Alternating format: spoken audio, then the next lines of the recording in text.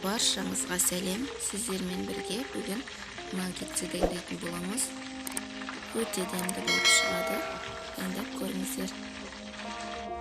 Бізге керекті тауықтың төс еттерін жақсылап жуып аламыз. Ары қарай осындай қылып барлығын турап аламыз. Бетіне дәмдеуіштерді саламыз. Жақсылап араластырып аламыз. Үстіне майонез құямыз.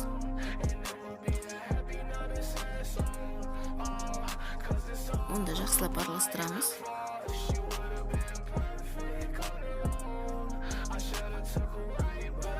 Соевый соус құямыз. Онда жақсылап араластырып, ары қарай тоңазытқышқа 2 сағатқа салып қоямыз. Жүгері үлпектерімізді миксерге салып, езіп аламыз.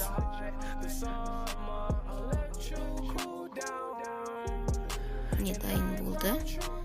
Тауық еттерімізді аунатып, қызып тұрған табамызда қуырып аламыз.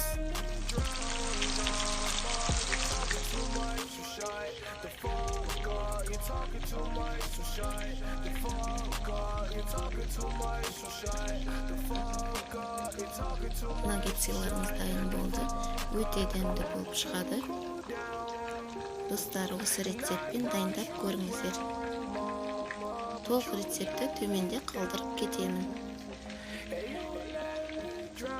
Баршаңызға көп рахмет.